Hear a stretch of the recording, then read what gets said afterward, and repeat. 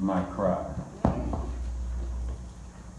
He drew me up from the pit of destruction, out of the miry bog, and set my feet upon a rock, making my steps secure. He put a new song in my mouth, song of praise to our God. Many will see and fear, put their trust in the Lord. I want to preach with the Lord's help from this passage. When the Lord leans. All right. When the Lord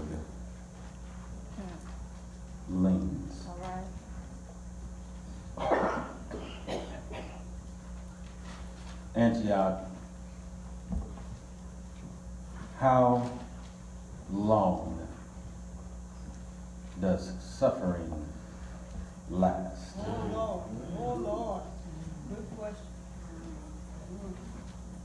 What makes suffering go away? We are taught trust God and to wait on His perfect timing.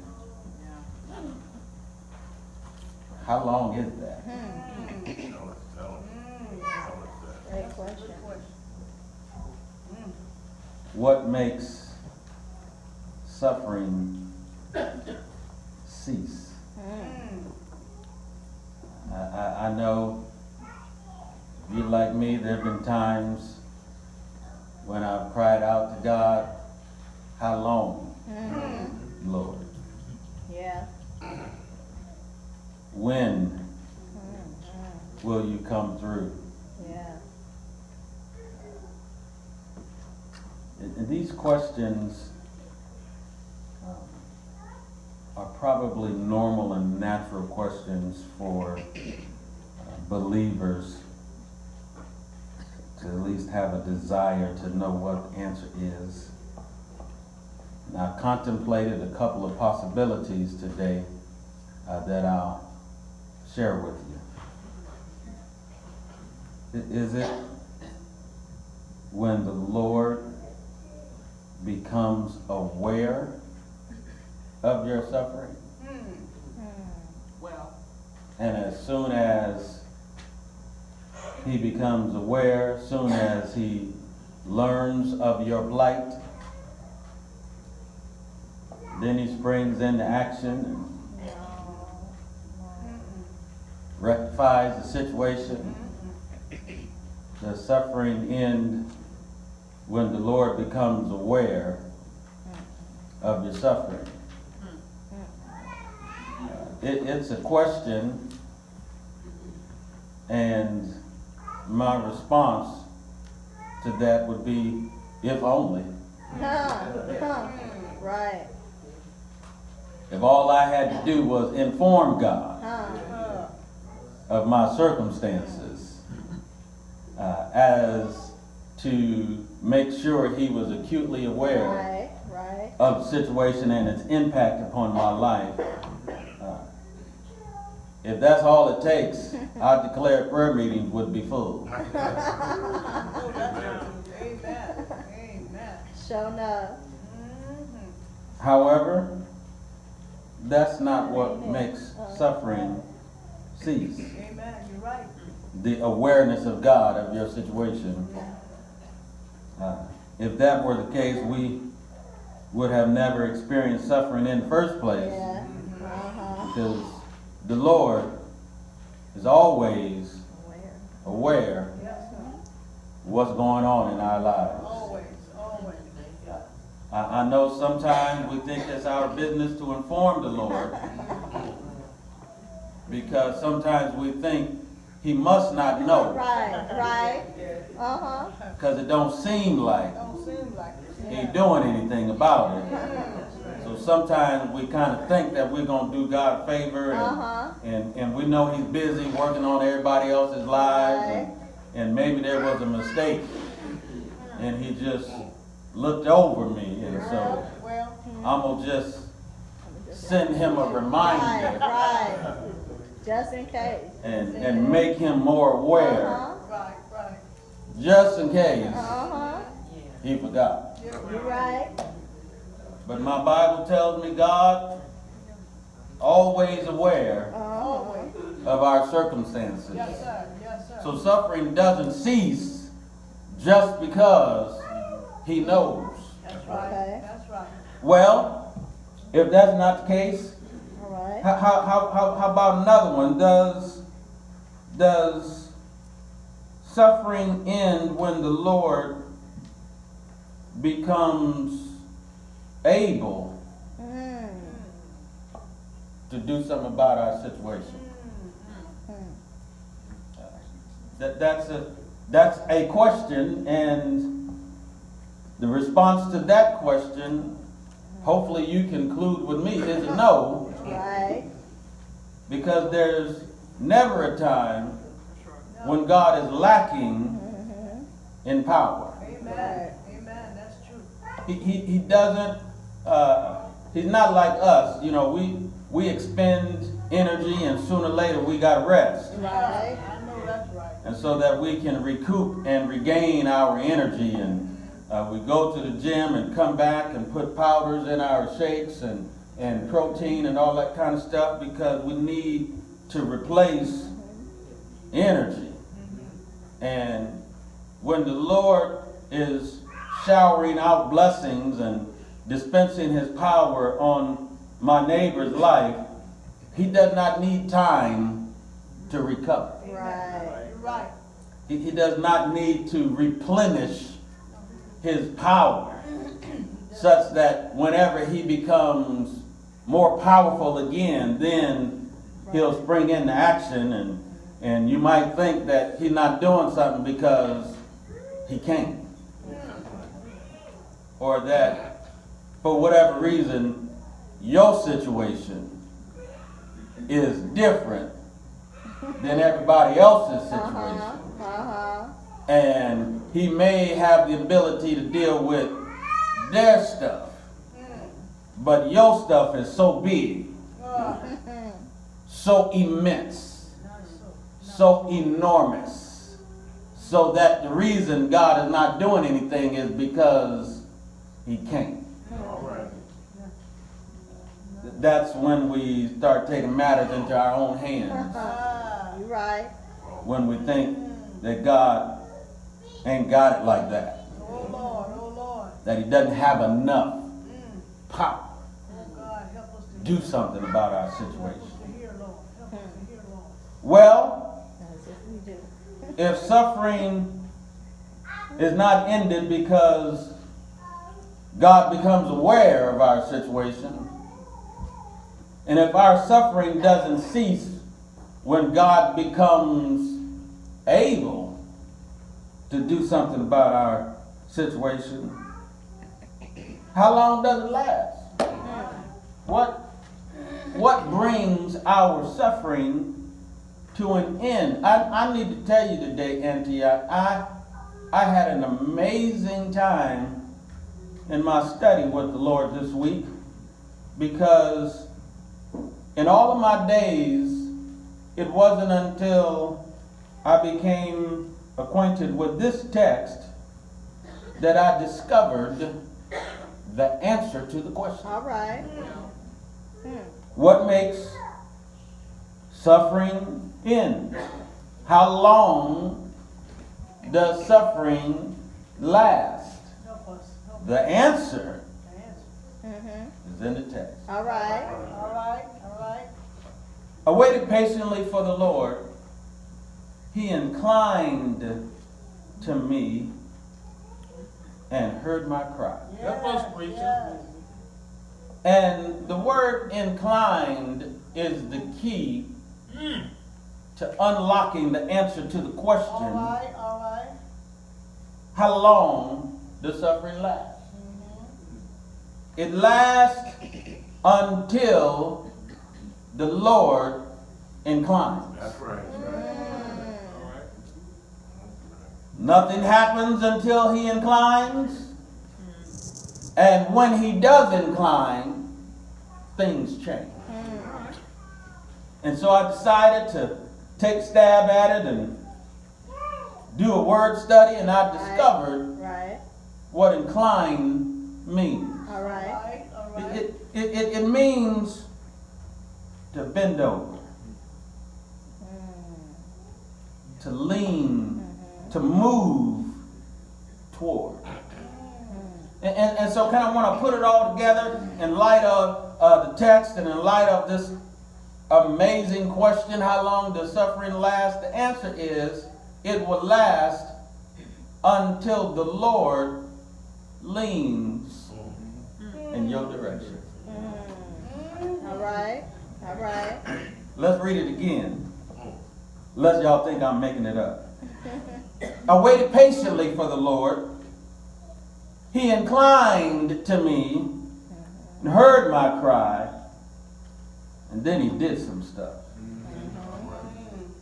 So, suffering ceases when the Lord leans Yeah. in your direction. Yes, sir. Yes. And I don't mind telling y'all today, I want God to lean toward me. Right.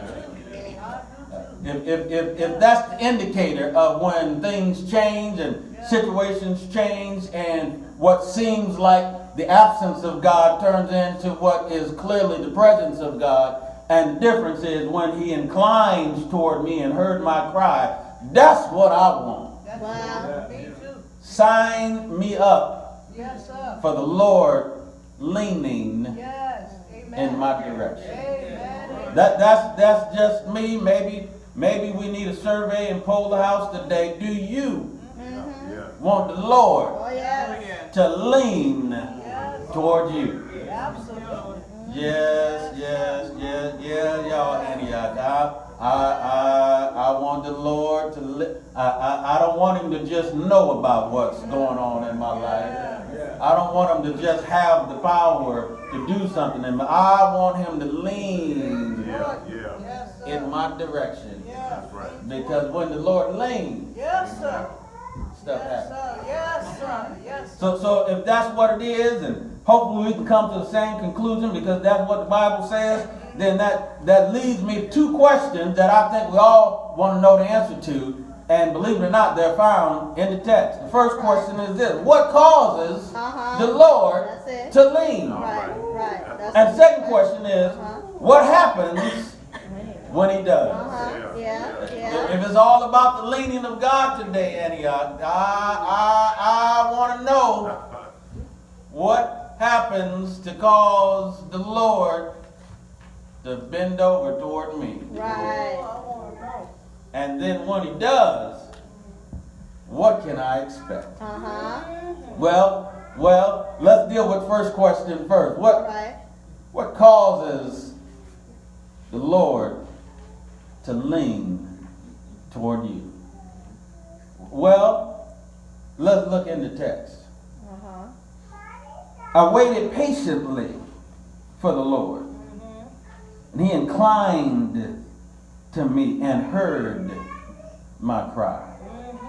There was no leaning until after patient waiting took place. Help us, Lord. And so I just reasoned in my natural mind that God ain't leaning if you ain't waiting. Well, He didn't say that in the text. That's just a conclusion that I'm sharing with y'all today. But I want to know what causes God to lean.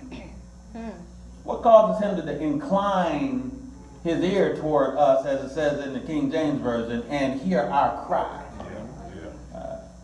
He didn't do it until after David waited patiently for the Lord. So there it is, Antioch. There's the answer to the first question. If you want the Lord to lean in your direction, wait patiently for the Lord. Yes, sir. Yes, sir. If you want the Lord to lean in your direction, wait patiently for the Lord. But Pastor, what does that look like? What does waiting patiently for the Lord look like? Right. Because either I ain't doing it right, Right. or I need to know that I am doing it right, and I need to keep on doing it till he leans. Right. Well, the text doesn't say in Psalm 41, 2, and 3 what waiting patiently for the Lord looks like. So I'm going to just take a stab at it. All right. And give you what I think waiting patiently for the Lord looks like. Can I tell you? Yes, Yes, sir. sir. Yes, sir. I think it looks like three things. Okay.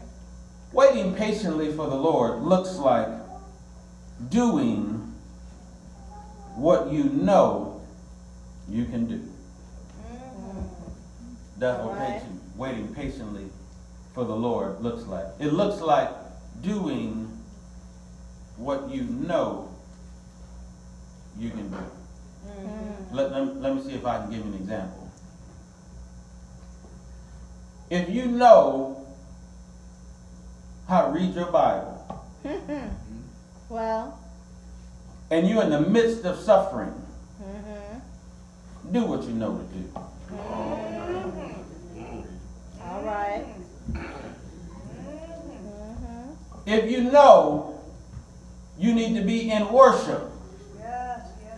so that you can stay in contact with God and the people of God and receive encouragement and nurture for the difficult journey that you're facing, Right. then you need to be in worship. Yeah. What you know to do. Because waiting patiently for the Lord sometimes looks like doing what you know All right. you can do. Yes, sir. I hear you. I think y'all starting to get the kind of drift of it, but Yeah. let me see if I can take another stab at it. Yeah. If you know you need to love somebody, Oh, Lord. even though they're mistreating you, and you want the Lord to lean in your direction and put an end to your suffering, and you know God has already told you Well. to love your enemies, Yeah. then you need to do what you know Well. you can do. Help us. One more time. All right. If you have an unforgiving heart and will not let go of the past, that you feel justified in holding on to your unforgiveness, and you waiting for the Lord to change your situation, but you know you need to forgive and you refuse to do it, you might be waiting a while. Yes, sir. You're right. Amen. Because waiting patiently for the Lord looks like doing what you know you can do. That's Yeah. right. But waiting patiently for the Lord Right. also looks like knowing what you cannot do. Okay. It means doing what you know you can do. But it also means knowing what you cannot do. And I've made some discoveries in my Christian journey about what I can do Right. and what I cannot do. Oh, yeah. I can read my Bible, I can pray, I can love, I can forgive, I can do those things. I can come to worship, I can study my Bible, I can encourage. I've come to the conclusion that there are some things that I know I can do, but the harder lesson was not knowing what I can do and doing what I can do. The difficulty for me was learning and knowing what I cannot do. Right.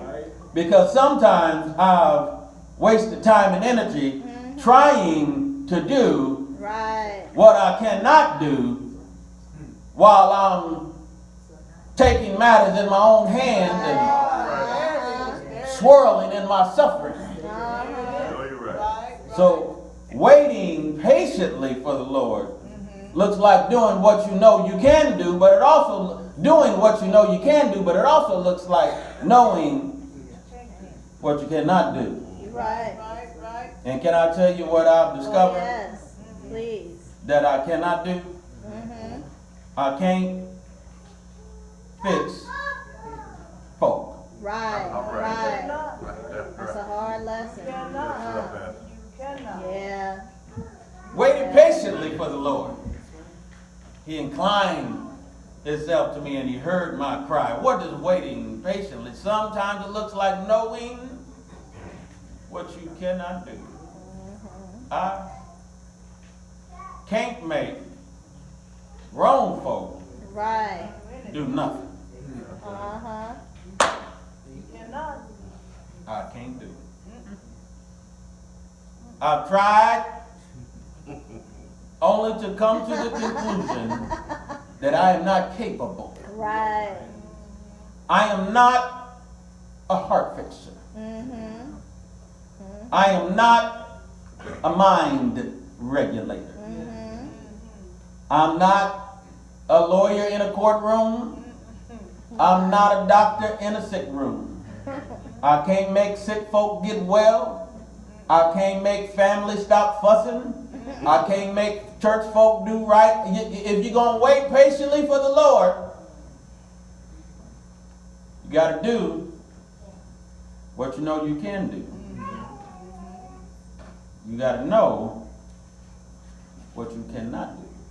Yes, sir. Yes, sir. Because it's not waiting patiently trying to do stuff you ain't got no power to do. That ain't waiting patiently.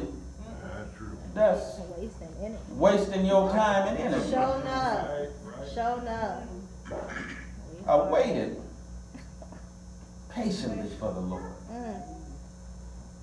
He inclined himself to me, heard my cry. Nothing happens till he leans. He don't lean until you wait patiently. Waiting patiently looks like doing what you know you can do. It looks like knowing what you cannot do.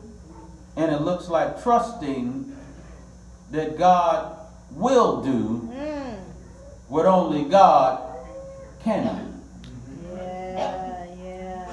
That's what waiting patiently looks like. Do your part. Stay out of God's business. Yeah.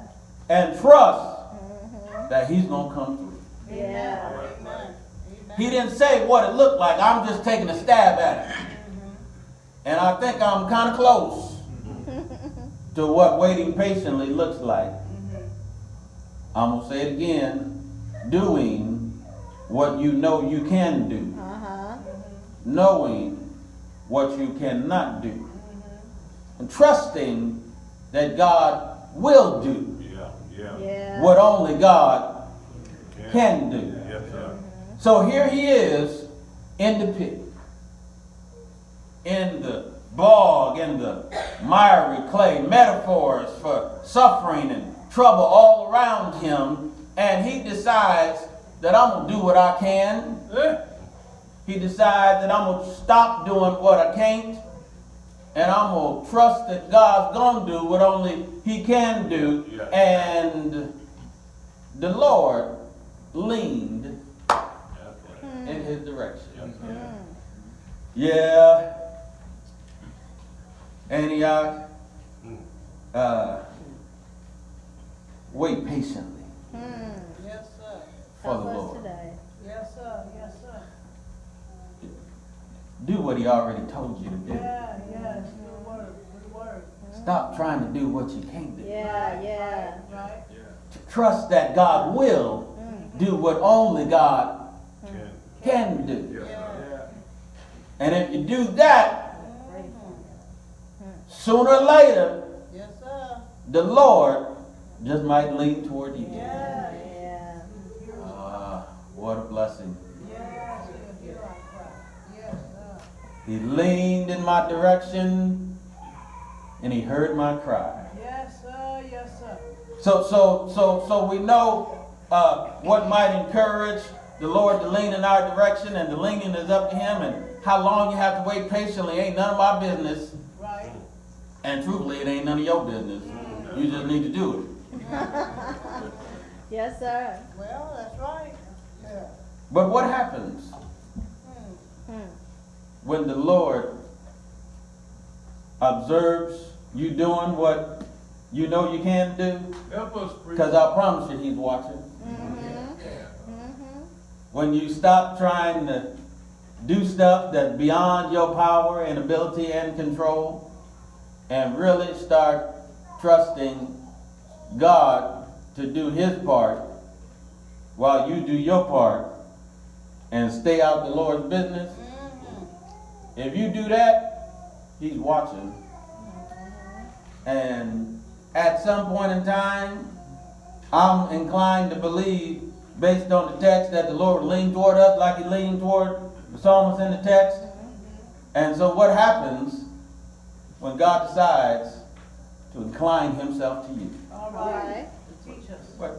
What happened? What happens when he hears Yeah, tell us, please. our cry? Yes. Because we've been patiently waiting Mm-hmm. on the Lord. Well, text says, he drew me up from the pit of destruction, out of the miry bog. When the Lord leans, he draws us.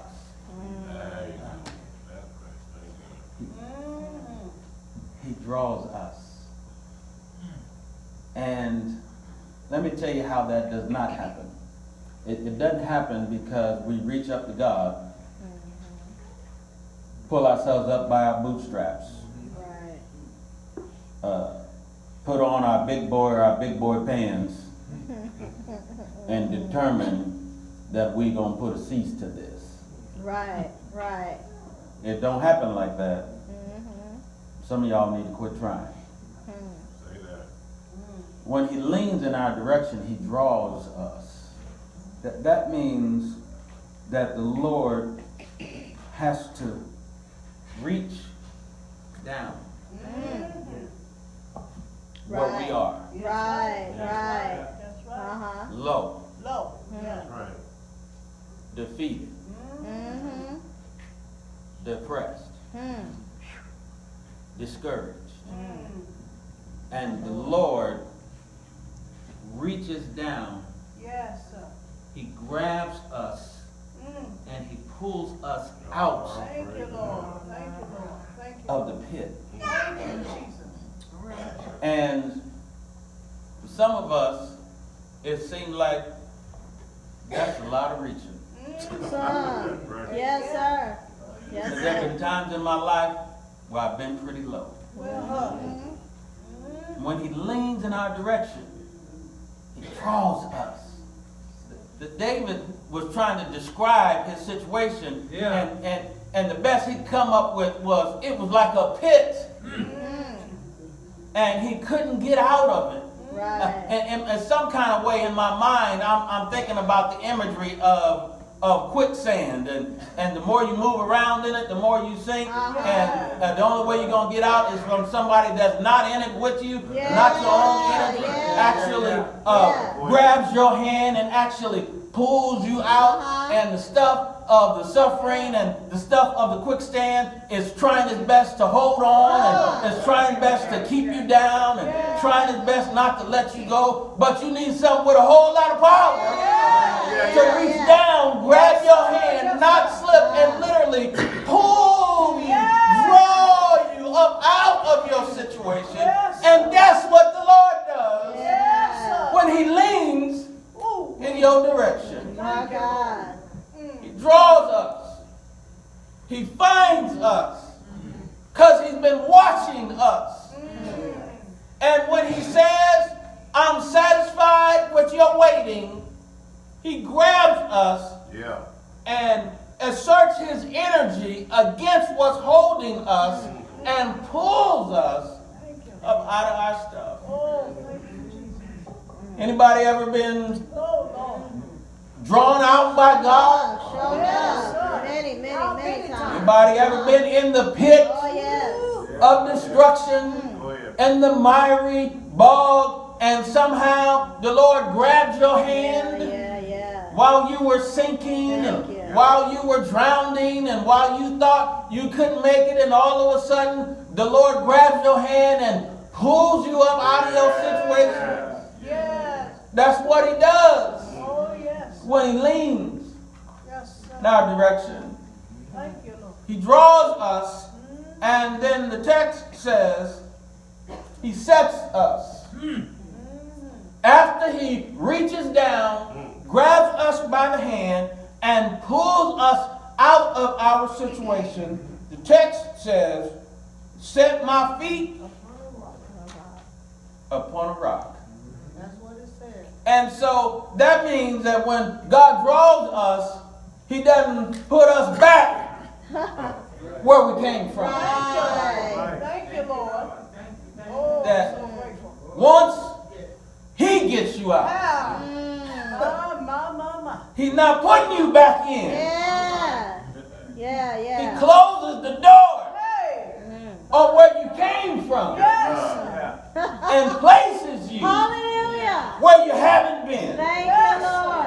Pull me out of the pit, My God. Hey. out of the miry bog, Thank you, Lord. set my feet, the Bible says, upon a rock. And what does that literally mean when He says he sets our feet? It means that God literally causes us to stand up. Hey. Yes. It's a difficult thing when you can't stand up, y'all. Mm. When you're sinking and when you're drowning and you feel like your life is in quicksand, and then all of a sudden the Lord leans in your direction, and for some reason you may not like it, but you become quite familiar what it's like to not stand on your own. And the Lord reaches down and pulls you out and sets you where you haven't been. God causes us to stand when we were sinking. Now He stands us up. Yes, sir. Yeah. Yes, sir. That's what happens Mm.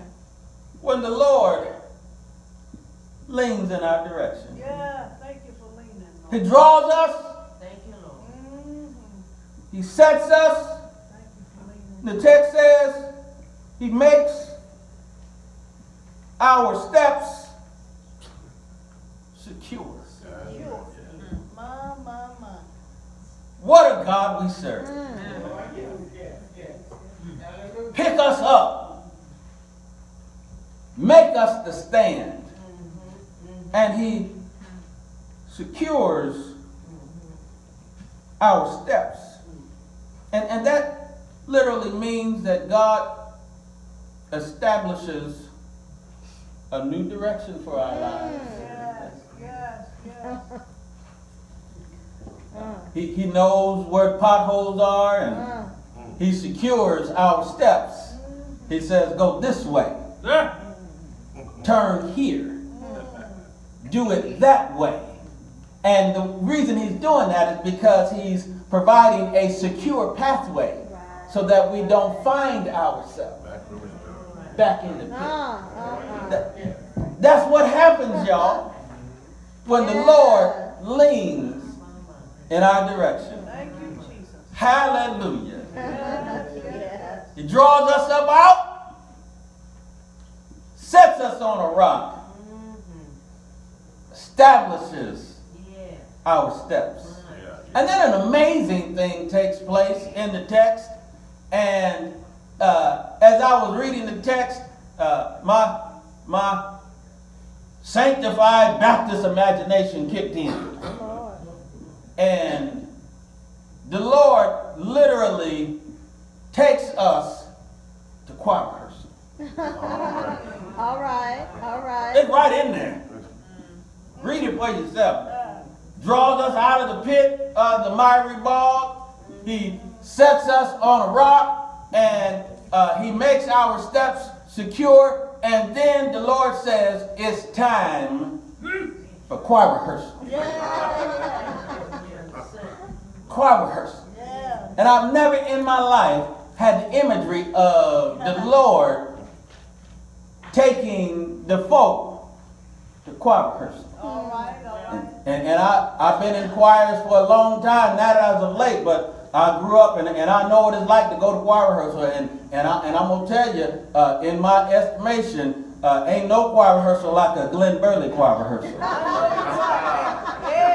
And I had millions of Glenn Burley choir rehearsals. And ain't no choir rehearsal. I don't know if you've experienced that, Steve, but ain't no choir rehearsal like a Glenn Burley choir. Can I tell you how a Glenn Burley choir rehearsal goes? The first thing he does is he plays through the song. No words, no parts. He just kind of plays through the song. Okay. And then the next thing he did, I'm telling you, I've been to Glenn Burley choir rehearsals for a mighty long time. I know what happens at a Glenn Burley choir rehearsal. He plays through the song, and then he gave us the words to the song. And he would say, repeat after me. And he would teach the words. And then after we could repeat the words, then sometimes he would have us clap the syllables in the proper rhythm to the music.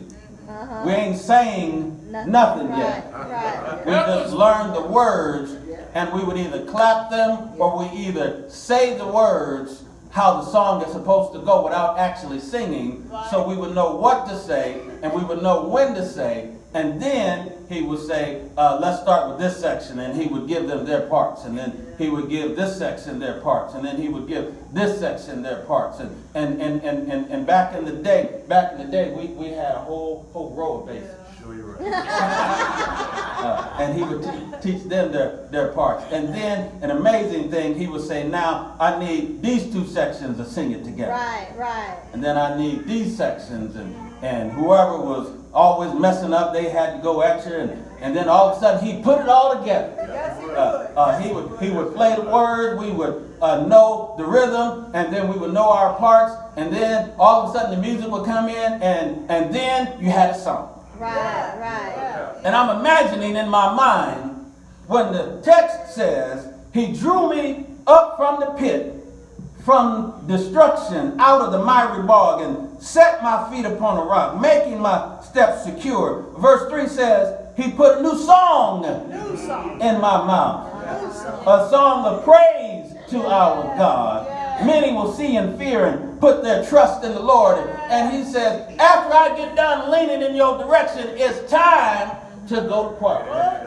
And I'm imagining the Lord in my sanctified Baptist imagination saying, now I want you to say these words, Brother Davis, for every mountain you brought me over. For every trial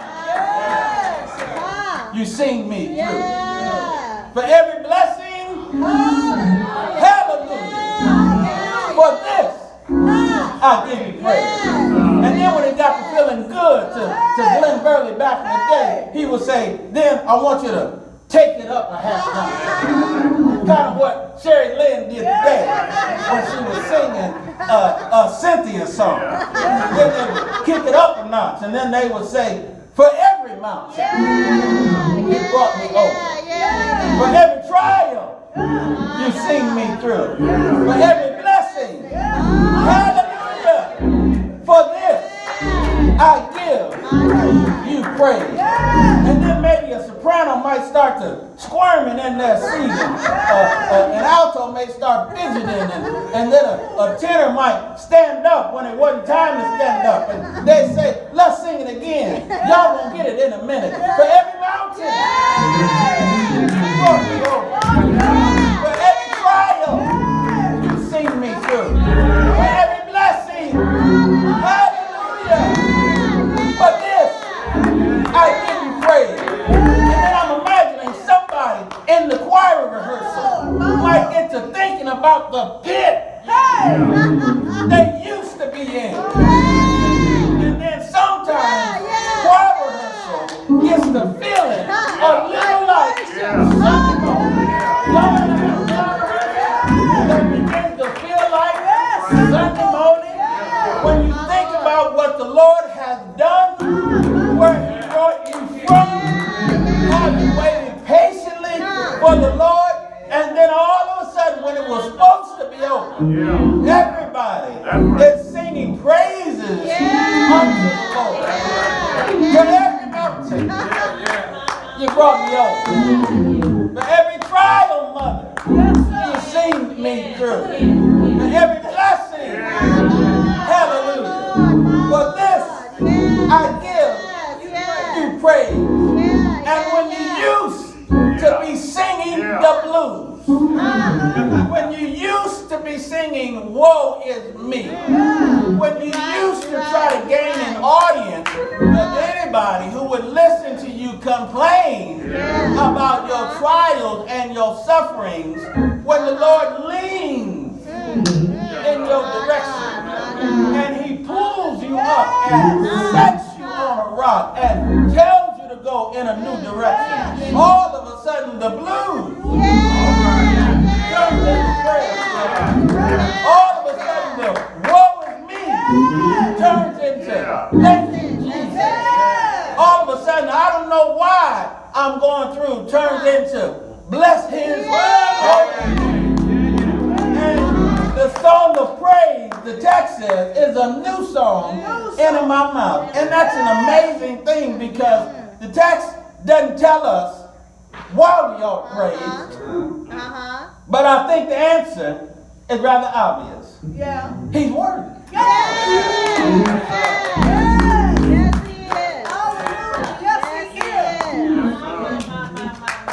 He's worthy, y'all. Maybe you've never been in a pit, but some of us know what pits are like. Some of us have been in some quicksand in our lives. And when He leans in our direction and picks us up and stands us up and sets us in a new direction, when we sing praises unto God, we understand that He's worthy. And it doesn't have to be stated in the text that the preacher is preaching from, because we know that praise is given because God is worthy. Yes, He is. But there's another reason All right. why a new song is in our mouths. Not just because He's worthy, even though He is, but there's another reason. And the second reason in the text is because other people are watching. Y'all see that at the end of verse 3? Many people will see. But what are they looking at? They saw your pit.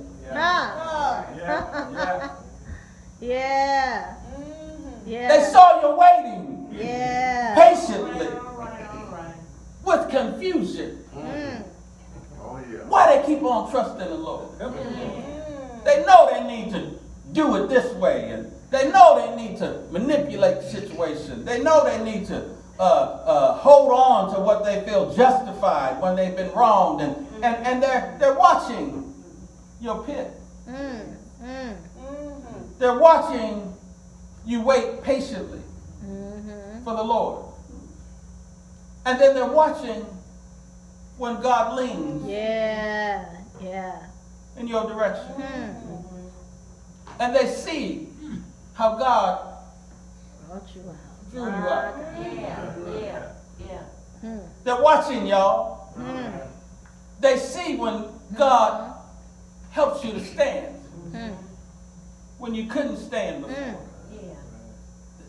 They see when God establishes a new direction of security so you don't fall into the same trap again. And they see the new song in your mouth. Right. That you stopped singing the blues. You started singing God's praise. Go ahead. And the text says, when they see you praise,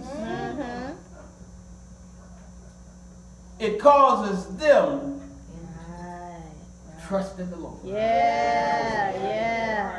Why? Because I promise you, when you're in a pit, some of the folk that are watching you are also in a pit. Yes. They may never tell you. That's right. That's true. But if they see you suffering, they may not call your name or let you have any indication that they're watching you. But some of the people that are watching you suffering are suffering themselves. Yeah. And when they see a new song of praise in your mouth, the text says that it causes them to trust in the Lord. And their pit turns into their trust, which causes the Lord to lean in their direction. And then when he shows up for them, then they get to sing the same song that you're singing. And somebody else is watching their praise. Because they've been in a pit. And when they see that person praising as a result of a chain reaction from your waiting patiently and God leaning in your direction, then it happens again and again and again and again. So the question is, what you waiting for? If you know when you wait patiently for the Lord, if you know that sooner or later he's going to incline and lean in your direction, why not praise him now?